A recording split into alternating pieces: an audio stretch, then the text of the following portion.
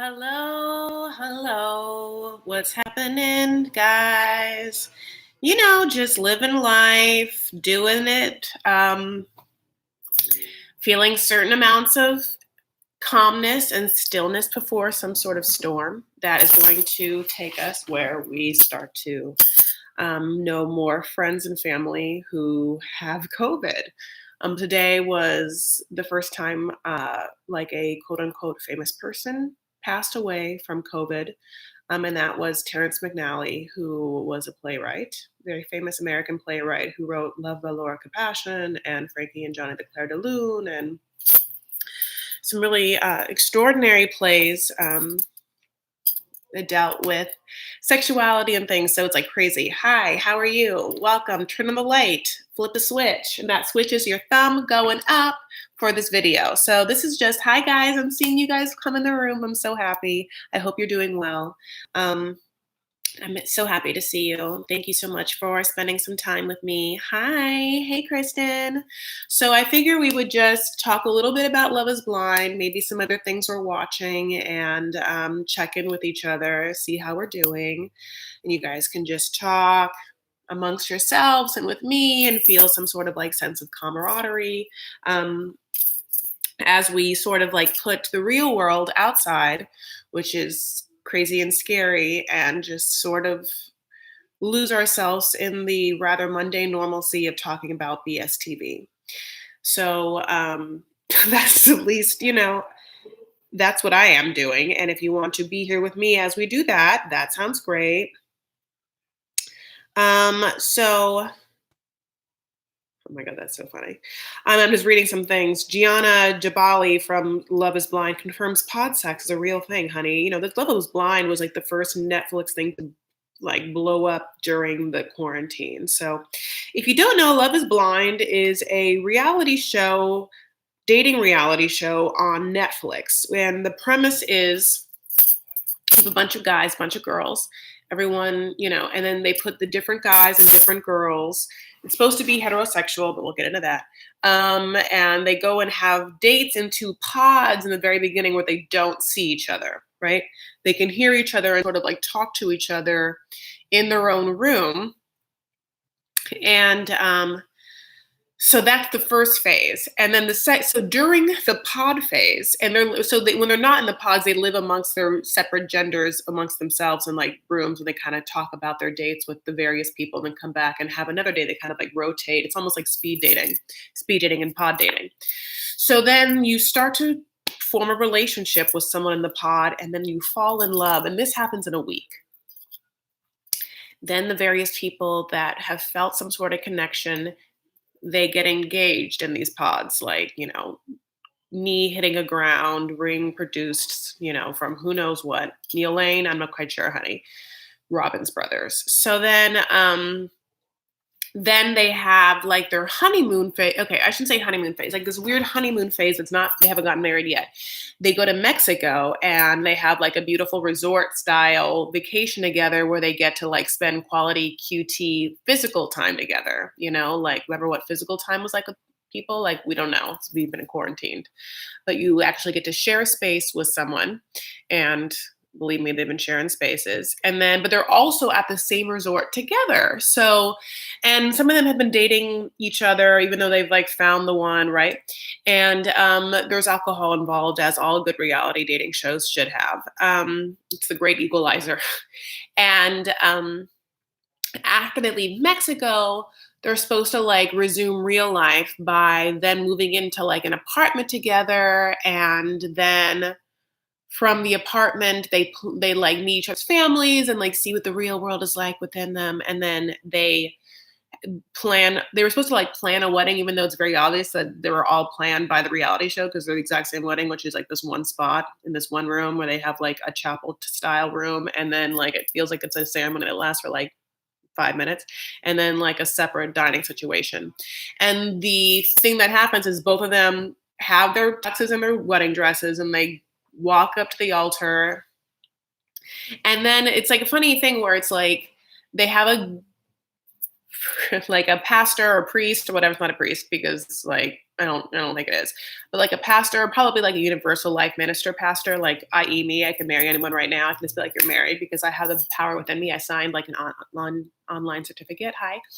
So they talk to each other without saying anything like specific, just like I've met you and my world changed or whatever. And then the pastor is like, do you take this person proving that love is blind, and then they're like yes or no, right? And that's like the big like reveal. Okay. So that part is kind of like um it's like Married at First Sight and The Bachelor together in some weird ways, right?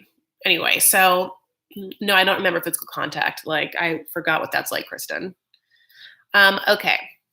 So it was interesting at first. The pod part, the beginning part, right, of the first third was hard for me to get past because I thought it was dumb. And I like didn't understand the fact that we were going to see people and never see them again, right? Because there's more people that live in the houses, that live in the rooms with each other. We only get to really like experience quote unquote the people that actually get engaged, which ends up being a variety of couples. So at first I was like, oh, who's that hot guy in the background? And be like waiting for him to like have some screen time and we would never see him. But then we just kept getting a lot of this person named Barnett. And I was like, okay, don't need it that much more Barnett. Why are we seeing so much Barnett?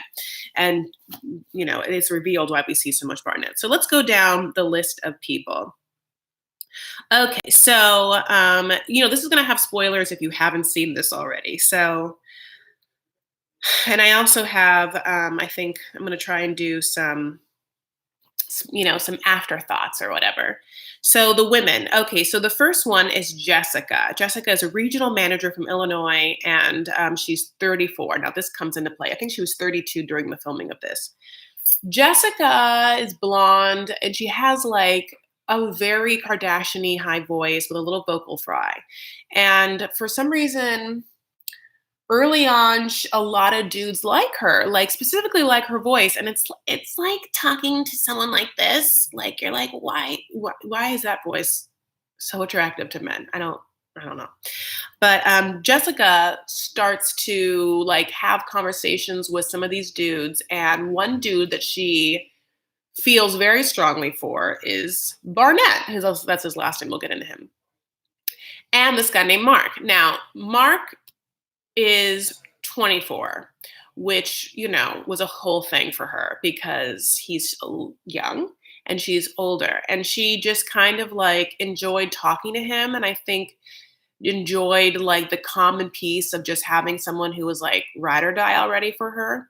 But she like was really into Barnett's voice, and Barnett was kind of like in talking to her like a little more just like very broy and very like, right now I'm into you, right now I'm not. Just like lazy. I mean, not lazy affairs, just like hot and cold or whatever. But like that was how you get her, honey. That was how you get her.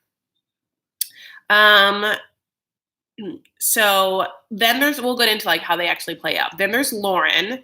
So I'm going to show you pictures. This is Jessica off her Instagram. She's wearing a Cubs cap. And then Lauren. Okay, so Lauren is a content creator. She's 32 from Detroit, and she is a hot. Lauren's low-key my favorite person on the show. Like she was like the most real. I don't know what kind of content she does. I mean, I don't know if it's Instagram or YouTube, but like she has, like a green screen and like a various backdrops in her like studio that's in her apartment. And I just liked her a lot. Then there was Amber, and you see Amber here. Amber is like Southern. It's very obvious. She has brown hair in this picture, but later on it's blonde. She's 26. Now, Amber, okay, so Lauren, really just connects hardcore with this guy named Cameron, and Lauren's black, and Cameron's white. Okay, so then this girl, Amber, connects really hard with Barnett. And I think she represents someone who's like, she is like a party girl who's like from the like other side of the tracks is how I would describe her. And I think that she and like Barnett connect over the fact that she is just like obsessed with him and likes to party and like didn't need like a mature, like he was more mature than her. He's more stable than her.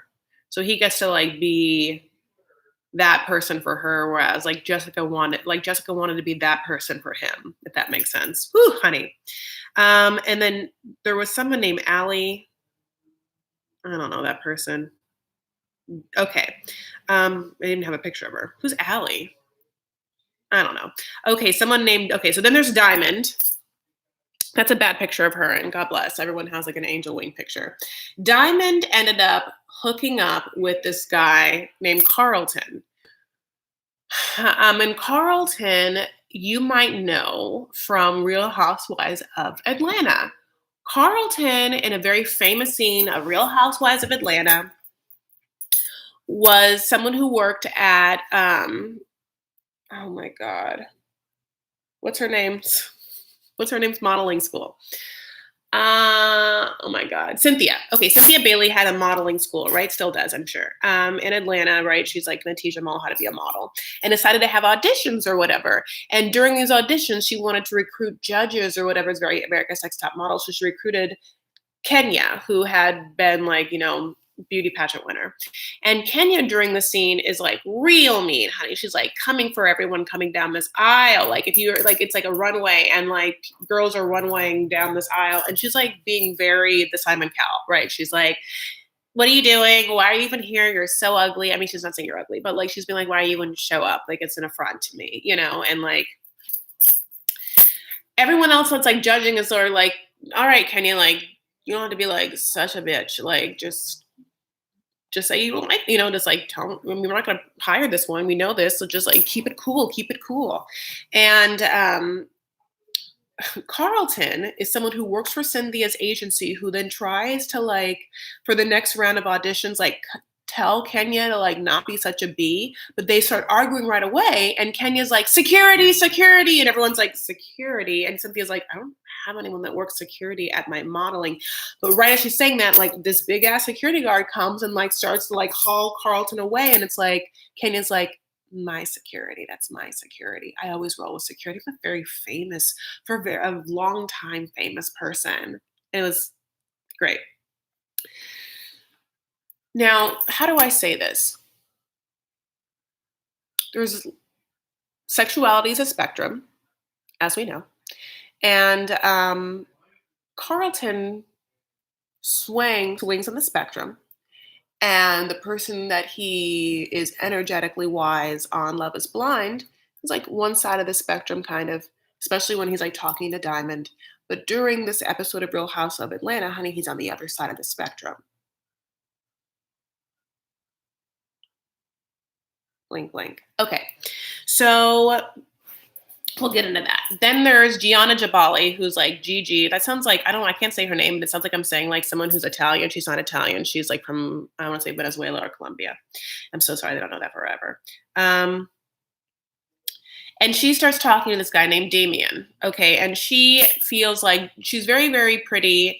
In a like a very blonde, like platinum blonde, extension-y kind of way. And she also talks about like self-sabotaging, which I feel like was a really great universal concept that I understand. Like there's people that tend to self-sabotage, like when things are too good or when you don't think you deserve something or as a way of like protecting as like a defense mechanism. You guys are not really talking amongst yourself. I'm like so shocked. Okay. Oh, Law's not even in here. Kristen, tell Law to come in. So, and Kristen, I'm going to make you a moderator. Okay, so I understand this like concept of self-sabotage and it like rears its ugly head in so many ways. It's like the thing where you are like having to maybe prepare for something at work, but you just feel like, oh, that might not happen for me. So I'm just not going to prepare. I'm just going to wing it and we'll just see what happens. Like that's a version of the self-sabotage, but in like Gigi's version, Highwa. There's nothing to moderate. Oh, I get you, Law. You could just say hi. I didn't even know you were here. Okay, cool. Okay. Gigi's version is like she likes to like pick fights and or be like loud and dramatic, like put on a show, honey, like feel it, all the feels like come at her. And then that way she like kind of pushes people away or makes it seem like she's hard to deal with. And if you can stand it, if you're strong enough to stand her being like irrational, that's like her defense mechanism. Okay. And we never met that person. Oh, this is everyone. And there's someone named Kelly. Okay, this is Kelly. Super cute. This is a great picture of her. She's like a nutritionist. She ends up getting with what's one do as a moderator?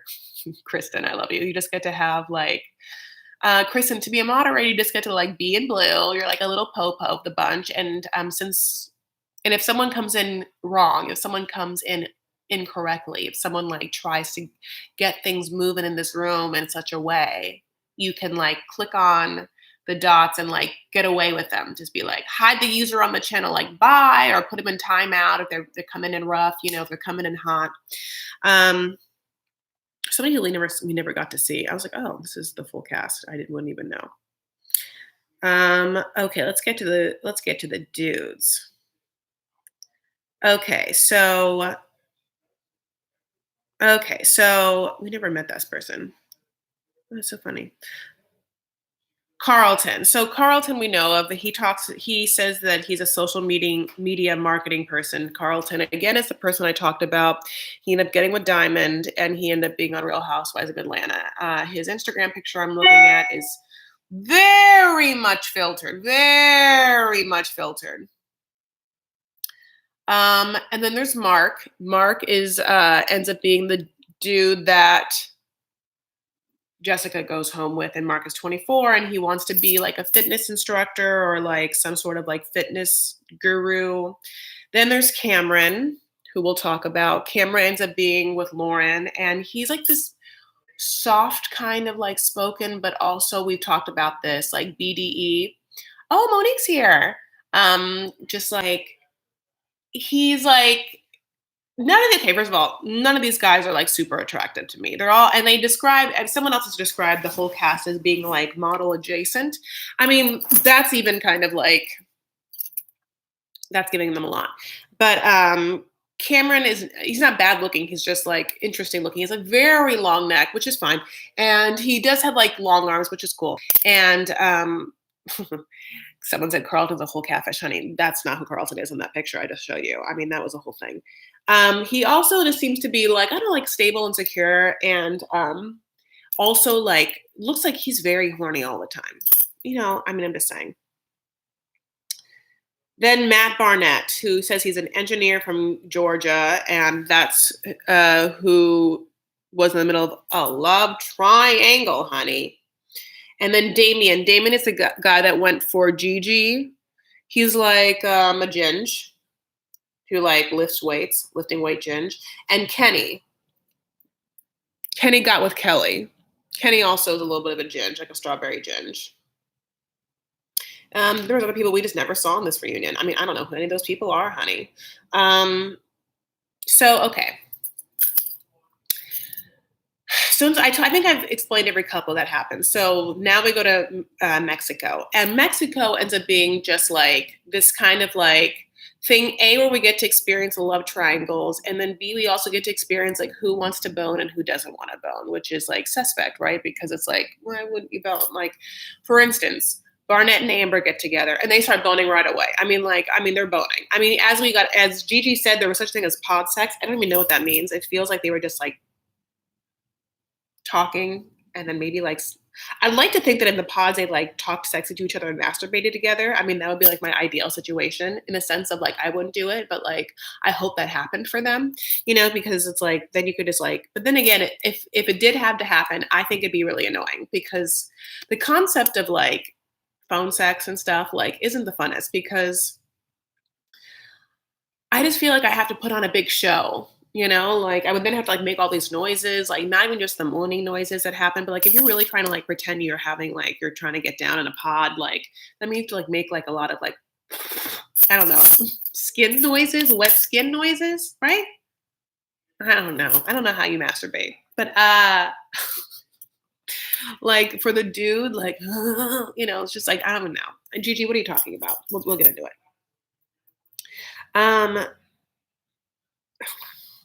So in Mexico, we are deciding who is into each other and who's not by the looks of who will bone each other and who won't.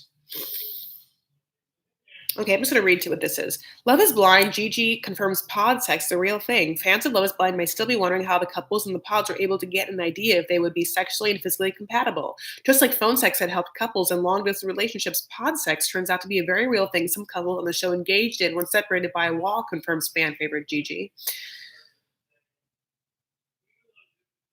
Without the distraction of physical appearance and worrying about looks, the singles looking for love entered pods. We've already talked about that. Let's see what she said about it. We know they talked about I mean, okay, pod sex is what she's saying, is a very real thing. I mean, there wasn't the visual portion of it, but there was the flirting portion of it. What does that mean? When you're flirting with someone, you're going to ask before you meet them, does this person vibe with me? Do they have my sexual vibe? Are they fiery? Are they kinky? But yeah, pod sex is a very real thing. So it makes me feel like they didn't actually like masturbate, together, they just like talked about sex.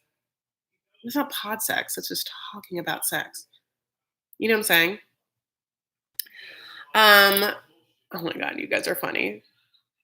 Can I do that with Tinder guys like during lockdown? I mean, it's like at that point, like, wouldn't you just like, if you're gonna like, first of all, phone sex must not even be happening anymore because, like, in the age of like FaceTime and WhatsApp, there'd never be a time where I'm like, I don't want to see you. I just want to hear weird noises. You know, you would just like make someone just like FaceTime or whatever. Unless you didn't want like them to see you having sex, but like you don't have to show them what like you're doing. You can just like have an up close of your face and just be like, you know, I don't know.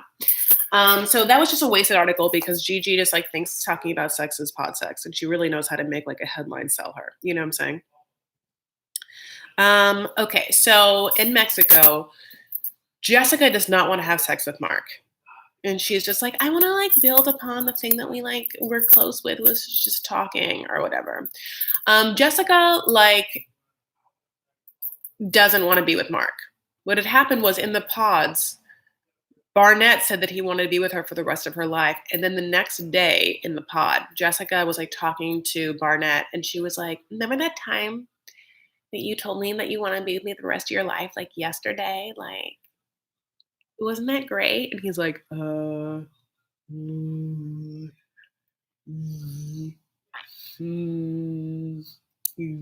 I changed my mind, right? And that like made her feel like all types of ways badly. So she couldn't trust him. So she like decided to be with Mark in like some sort of like second place situation. And Mark, knowing that, still said yes. You know, just Jessica's whole thing is that like Barnett like had a job and a house and like Mark didn't have that and Mark was like 24, you know, and Mark just like tried to like ride that wave. I have a feeling that producers were like, you get $1,000 if for being on the show. You get $5,000 to make it to Mexico and you get 20 whatever, not 20, 5 more thousand to make it to like the third part, which is them living in like some pseudo apartment together in the same apartment building, much like The Circle, but they can see each other. Circle is another reality show on the Netflix, not to like go off base. So Jessica now in Mexico keeps seeing Barnett with Amber together, and they cannot keep their hands off of each other. You know, like Amber's there with her like boobies, and like Barnett's there with like that thing on his nose, and like those all of those different like parts of themselves like can't stop touching each other. Like that thing on her nose is just in her boobs all the time, you know, and her boobs are just like hard rocks, like da da da da, and that thing. It's like three little bumps together.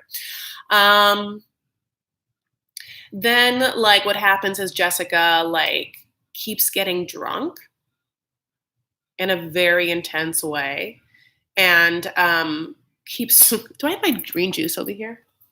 I'm like thirsty, maybe not. Keeps getting drunk and like going up to Barnett and saying things like, wow, you picked Amber. Like, I would not have ever guessed. Yeah, she's just so different from me, you know, in every way, just completely different. And I thought, yes, I thought because you said it that you want to be with me the rest of your life. So, like, why would you pick the opposite of me? But I'm cool. I'm fine. Everything's cool. Like just so different. We really like she's just like hitting it. It's like so embarrassing. It's like your friend at a bar who's just like won't stop. Um Going after a dude, like throwing herself in such a way that you're just like, oh, you're ruining it for all of us. This just like this looks so bad for all of us, you know, but that is what's happening. And at this time, because they're already in couples, every time Jessica's talking to Barnett about the fact that she can't believe that Amber picked, or that he picked Amber, and how different they are. Like Mark is talking to Amber, and they're just having to be like, what are those two talking about? Well, we'll talk.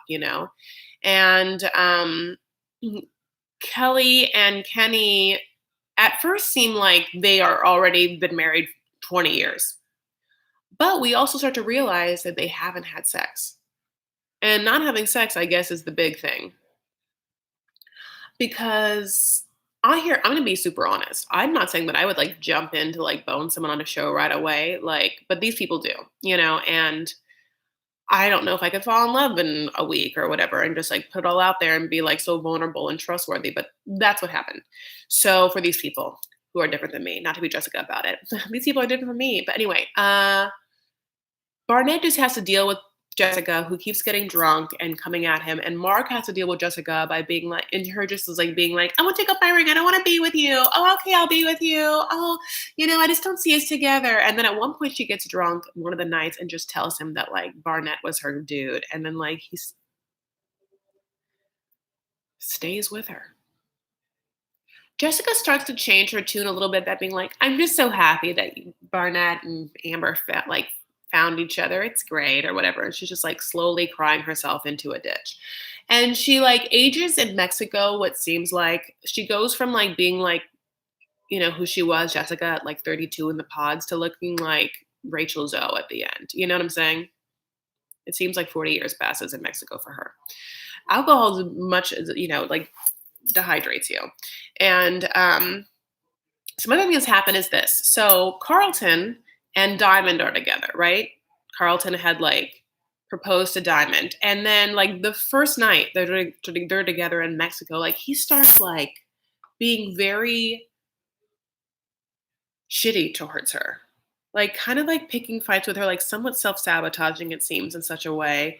And he has a secret, right? And the secret is da da da da, he's bi. Okay. So because of the fact that he's bi, he feels a certain towards a way. Now, this part, if you are bi or you know bi people, I 100% get. And I'm going to differentiate my feelings. First of all, it's if you know Carlton through the first reality show he was on, Real Housewives of Atlanta, that's not a shock that he's bi. That's why I made that face. It's not a shock that he's bi, because the Carlton we met early on in our reality show lives is a different Carlton than the energy we get now. It's very obvious that like he didn't always swing for women because of like who we know him to be because of his previous resume. So, but on the show, he's now like dealing with this where he feels like his past or his bisexual past, the fact that he's been with men, sort of like puts him in a category being like undesirable to a wide variety of women. He doesn't understand if like why or when or if Diamond's going to be able to get over this or whatever. So instead of being upfront about who he was in the pods so that he could minimize his risk by being upfront to a variety of women who that he would want to like be with by showing them who themselves and hopefully maybe getting someone who is more open on that spectrum. He doesn't, right? He doesn't tell Diamond anything. He has no problem being rude to people though. He like pretends to fall asleep during one of his pod dates, like which was rude or whatever, and then like comes out of the pod being like, I think it was Amber, being like, ooh, this girl's not for me. Like he had no problem throwing it. But then like when it came to like, being truthful and authentic, that's when it happened. So now the first night in Hawaii is with Diamond.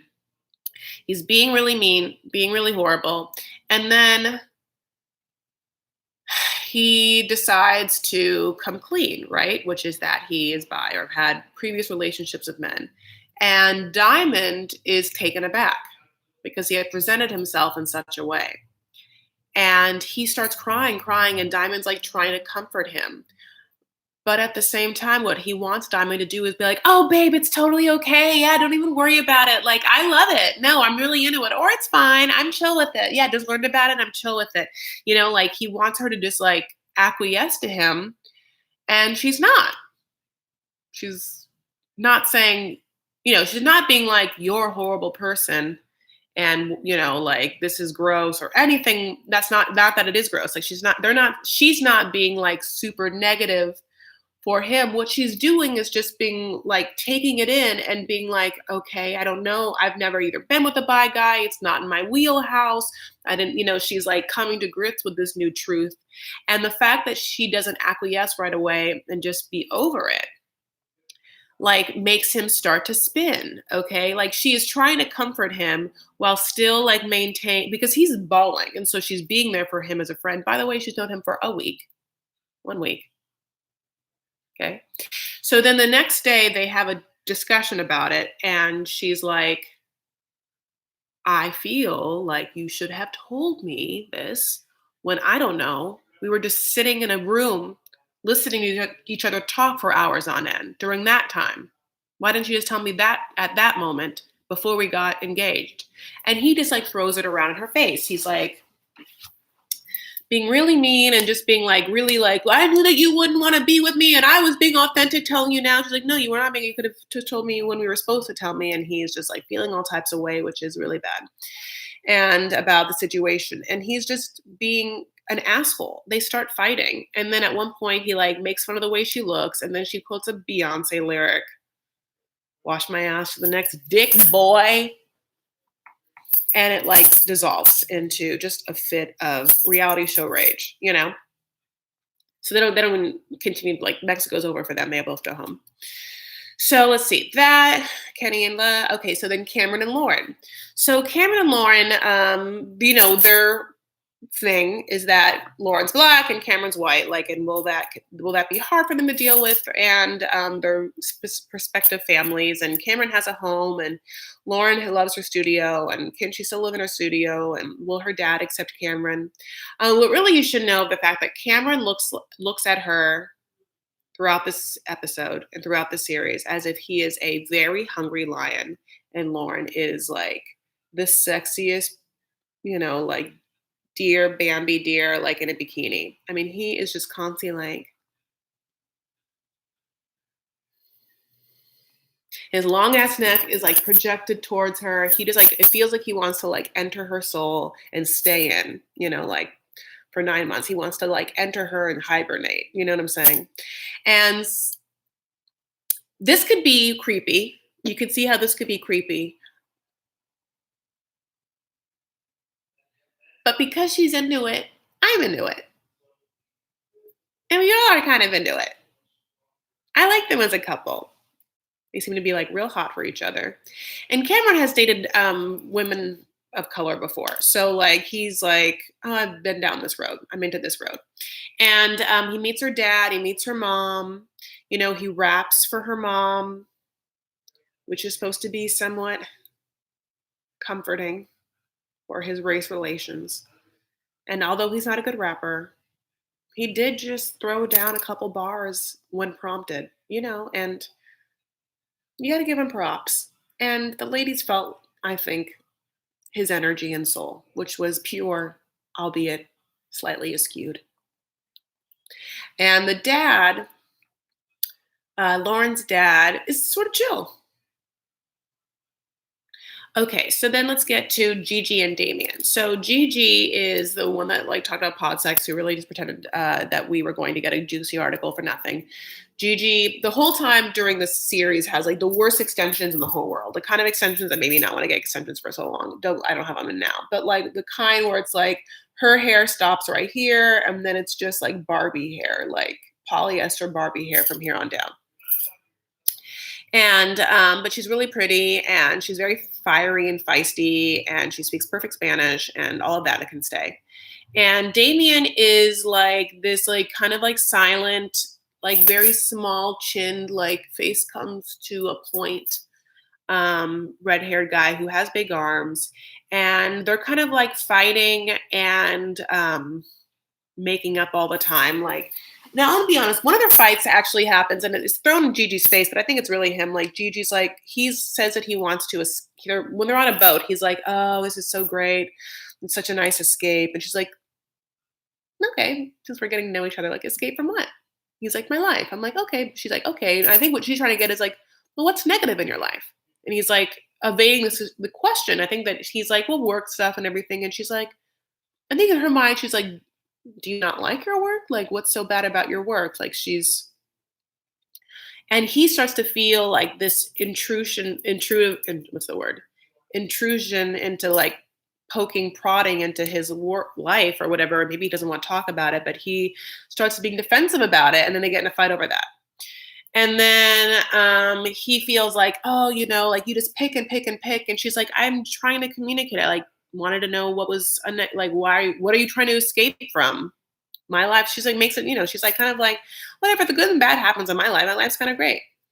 And then what happens is they're boning. So one whole thing you should know about Gigi is that like she hadn't gotten boned in a minute, and like was pretty much a year. She had like a numerical digit to it. It was like 362 or something like that, crazy. Which sounds familiar. Haha. So the minute that they get to Mexico, like the first night, she's like, jump in, the water's fine. And he does. And he's very attracted to her. And she makes it seem like they're like hooking up all the time. But then like day 3, she's like, come in and talk with me. This is after the like angry boat conversation. And he is just like on his phone, just like robot face, like going through who knows Instagram. I'm not quite sure. And she's not getting the attention that she wants. And then he is not giving her that. And she is like, by the way, you know how you keep saying this is the best sex of your life? And he's like, yeah. She's like, you ever notice how I don't say it back? And he's like,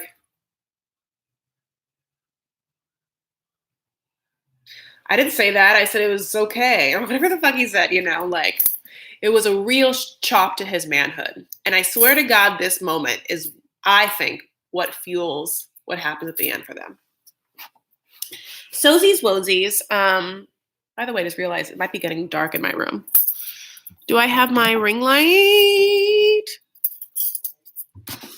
Yes, I do. You guys.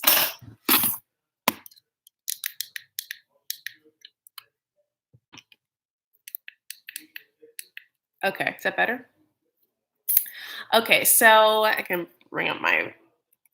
Okay, so that's their deal. And the other thing that's quite interesting is that during their third phase of living in these apartments, they get to meet each other's parents, right? I talked about Cameron and meeting like Lauren's dad. So Gigi's family comes over, and they're all like fun Venezuelan people. Damien's family want no part of it. Want no part of meeting Gigi, want no part of being in the show. Oh, come on. My ring light. Oh man. They want no part of like meeting Gigi or being a part of the show, which is like very suspect, right? Because it's like and then he makes it seem like they're very conservative and they don't agree that this could happen. Okay. But the other part of it is, do they also not trust you to make a decision about your life? You're a grown-ass man. None of them trust you, like, or support you enough to even be like, we feel whatever way about this, but we'll show up and like make the judgment call in the moment, but none of them will. They not only won't meet Gigi, honey, they won't even go to the wedding. And Gigi like also is upset about this, and she's not even allowed to really be upset about that. Like, I wanted her to be like, do they not trust you as a man? Like, that's what I would think. I'd be like, oh, your family thinks you're like such a, like slacker. You're like so untrustworthy, or you're so dumb or immature that they don't, stand by decisions you'd make about your life. What other decisions have you made that thusly have like proven to be so shitty that they won't show up for you now? That's the questions I want to know. So let me think. So Carlton, talked about all of them, I think, right?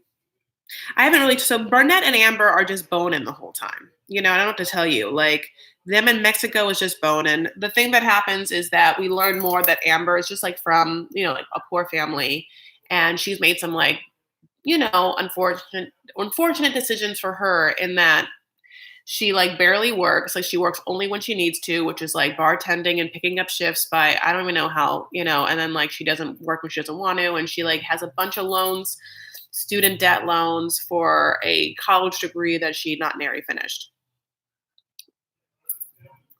And so Barnett would be taking all of that on, like he'd be the breadwinner, you know what I'm saying? Which, they're from the South and it looks like somewhat traditional people, and he's okay with that. Also, we get to see Barnett, like, Barnett is a like party McBros bros. So, like, it's 100% clear why he wouldn't pick Jessica. He just wants to like bone with a party girl, and that's what Amber is. Amber can like throw back shots and make him fun drinks when she decides to work, like they can just like party together and be in hot tubs, and like she's not going to be like hounding him for like that promotion for his life, like Jessica would be like on top of him, like literally and figuratively, but also like wanting him to like do better and like get better and like question him and stuff. And Amber is just going to be like happy she's there with the helm.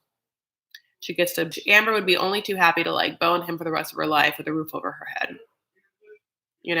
So, so then we get to the final part, which is of course the weddings. Okay. So the first wedding that happens is Gigi and Damien's, and we know their issues, and it always just feels like Gigi is like Damien's into it and Gigi's like whatever. But Damien has also felt this hot and cold with him. They fight or whatever. And so the wedding happens, and before like she walks up, and she's like beautiful in her wedding dress. She walks up to the aisle to the when they're at the stand. I don't know, the stand. This is a lawsuit, I guess. And Damien is like bawling, like not even just like cute dude bawling where like he sees her like looking beautiful and is like, oh, that's my wife, but he's just like, like Claire Danes crying. So it's hard to read. And then she gets up to him, and then she's like, yes, I will marry you. And he's like, I can't. This is where Damien freaks me the hell out, because he goes from like being like out of his gourd wailing to being sort of a robot. Gigi doesn't handle this well, honey. She stomps away. She's running down the aisle. She's running out of the venue. She's in a dress. She's like falling down a ditch. She's running down the street. Like her mom's going after her, like mija or whatever. That's not true because they don't really say that in Venezuela, but like, I don't know, like Spanish, right?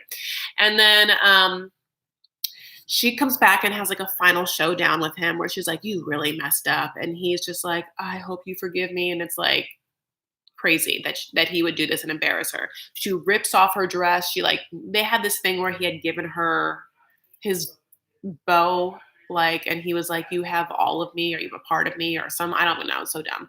And so she like tries to like wrap her like dress around his wrist, being like, well, you can take that shit back. I don't want it, or whatever. And that's how it ends, like the first wedding. Like he said no, she said yes. And it was like, oh, so dramatic filled. So then let's just get on the list. So then Kenny and Kelly happen, right? I don't know their names. I don't care. That was the most boring couple, this fucking boring ass couple who seemed like they were going to like be together forever. But then it was like very obvious that she like doesn't want to bone him. Not into boning him.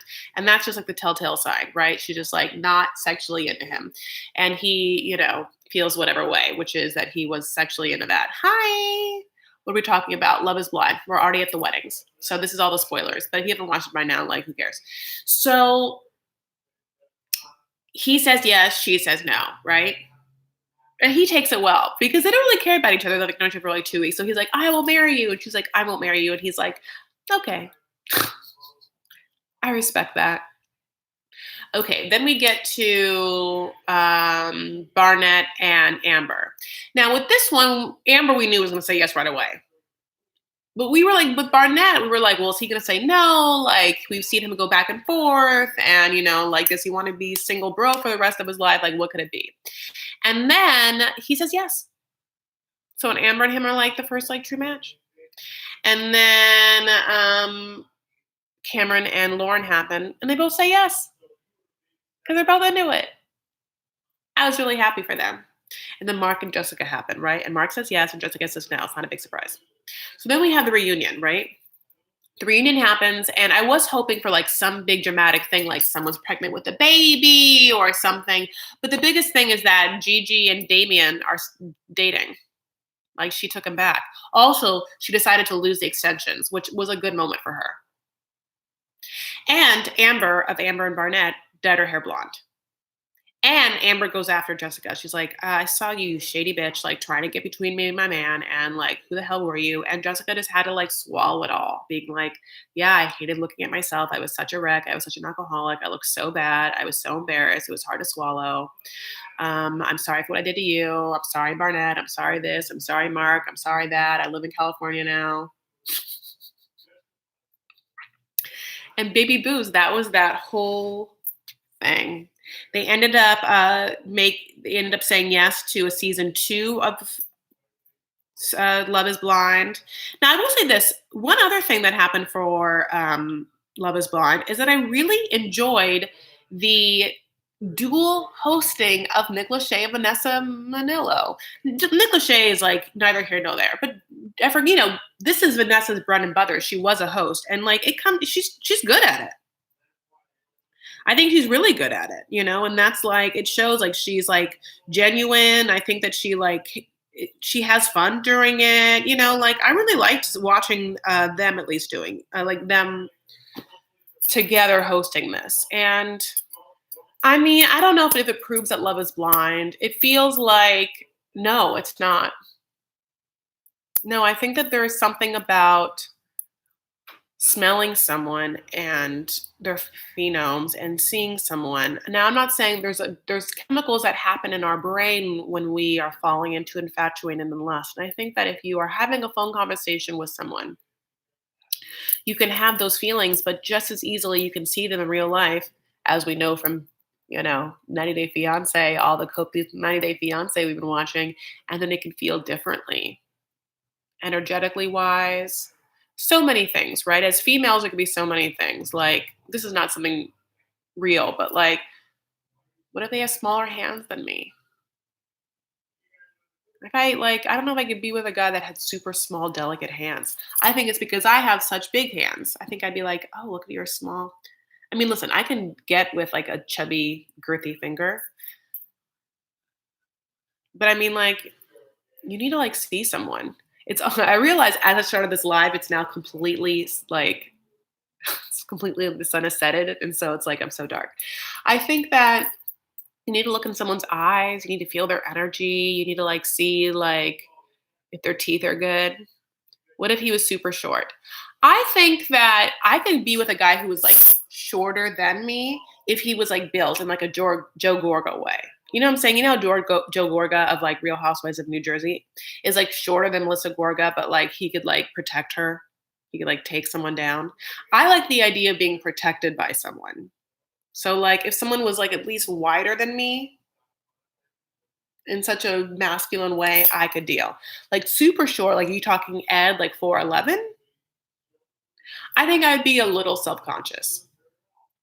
I think it has more to do with like my own body insecurities of feeling bigger than or like whatever. I feel, like and plus I'm 5'8", and that's heelless, you know what I'm saying? So like that would just be quite the oddity, of just like I don't know if I could deal with the insecurity of like walking down the street just towering over someone. Um I played a game with Kristen and Juan Monique, which is like of all these dudes, who's the dude of Love Is Blind that you'd like to bone? And I picked Cameron, so did Wa. I don't know if Monique, were you there when you played this? I feel like Monique would pick Barnett, which I'd be upset about because she doesn't. I think that Monique was like freaked out about Cameron's like the way that he looked at Lauren, but I still would pick that. I would still pick him over Barnett. I think Barnett's like good looking, but like if knowing his personality, I'd pick Cameron. Yeah, Kristen's also a Cameron. I unfortunately, I guess, would have to say that maybe Barnett's more physically attractive, but like now that I've like known his personality and like stared at that like thing on his nose for too long, I just can't do it. I just can't do it. No thanks. I also feel like Cameron put together a home quite well.